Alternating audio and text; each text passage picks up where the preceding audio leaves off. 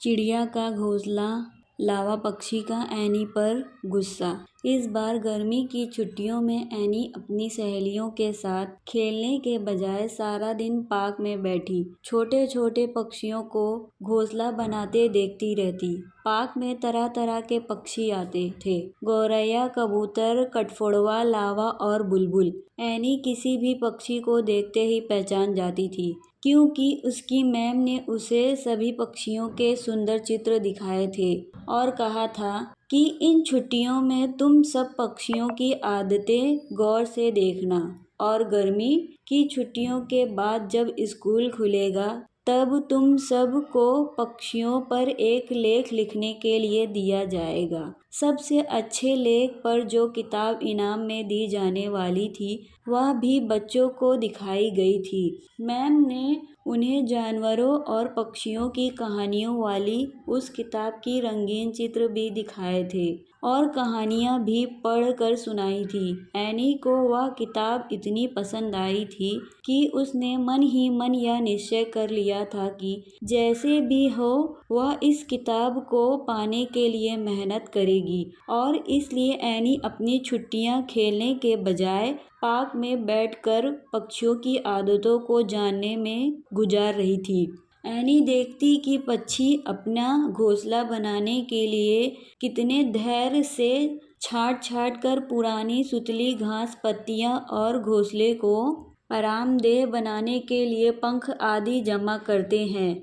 Any का जी चाहता कितना अच्छा होता कि मैं भी इन पक्षियों की कुछ मदद कर सकती। अचानक एनी को एक ख्याल आया। इन दिनों ज्यादातर पक्षियों ने अपने घोंसले बना लिए थे, फिर भी कुछ पक्षी ऐसे थे जिनके घोंसले अभी तक तैयार नहीं हुए थे। कुछ शरारती लड़कों ने पत्थर मारकर इनके घोंसले नष्ट कर दिए थे।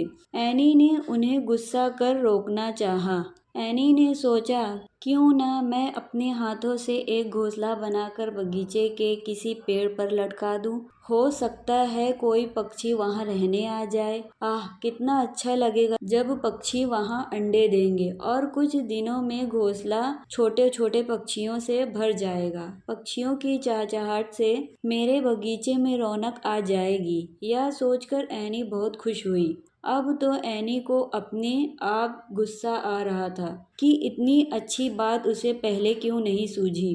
कुछ मिनटों का ही तो काम होगा और बस घोंसला तैयार हो जाएगा। पक्षियों के चोंच से बने घोंसले के मुकाबले मेरा यह घोंसला ज्यादा सफाई से बना हुआ होगा, एनी ने सोचा। अगले दिन एनी की माँ यह देखकर बड़ी हैरान हुई कि एनी सारा दिन तिनके, कागज आदि ही बुनती रही। कहाँ तो एनी ने सोचा था कि घोंसला बनाना तो कुछ मिनटों का ही काम है, और कहाँ एनी को सारी शाम घोंसला बनाते बनाते गुजर गई। घोंसला को टिकाने के लिए एनी ने बांस की कुछ तीलियां भी लगाई थी। अब वे तीलियां टिक नहीं रही थी। बेचारी एनी ने धागे की पूरी रील लगा दी, तब कहीं जाकर घोंसला इधर उधर से बंध कर तैयार हुआ। पर घोंसला अजीब ऊबड़ खाबड़ सा बना था। यह तो पक्षियों को बहुत चुभेगा। यह सोचकर एनी माँ के पास गई और बोली, माँ, यह घोंसला अंदर से कितना सख्त है, इसे जरा नरम बना दो ना। माँ ने एक छोटी कटोरी ली और घोंसले के अंदर उसे गोल मोल घुमाकर काफी हद तक उसे आरामदेह बना दिया। ऊबड़ खाबड़ तिनके और कागज बैठ गए थे। अब एक छोटा सा घोंसला तैयार था, जो ना गोल कहा जा सकता था, ना चौरस और ना लंबा। चिड़िया चोंच से घोंसला बनाती है, पर कितने सलीके और सफाई से बनाती है। हाथों से तो कभी ऐसा घोंसला बनाया ही नहीं जा सकते। सुबह एनी ने बड़ी शान से वह घोंसला बगीचे के एक पेड़ पर लटका दिया और खुद कुछ दूरी पर खड़ी इंतजार करती रही कि कोई पक्षी आकर उसे अपना घर बना ले। पर जब काफी समय गुजर गया और कोई पक्षी न आया तो एनी बड़ी निराश हुई। अचानक उसने देखा लावा पक्षियों के एक जोड़े ने जो घोंसले के ऊपर मंडरा रहा था। चोंच मारकर घोंसला तोड़ फोड़ डाला। शैतान पक्षी। गुस्से से एनी बड़बड़ाई। एनी की आवाज सुनकर उसकी माँ वहाँ आ गई। माँ देखो ना, उन्हें मेरा घोंसला पसंद नहीं आया, एनी ने सुबकते हुए कहा। माँ भी वहीं खड़ी होकर पक्षियों की हरकतें देखने लगी। अचानक माँ जोर से हंस पड़ी। देखो एनी, ये पक्षी पहले घोंसले से तिनके चुन चुन कर एक नया घोंसला तैयार कर रहे हैं। हो सकता है ये लोग और किसी के बनाए घोंसले में रहना पसंद न करते हो।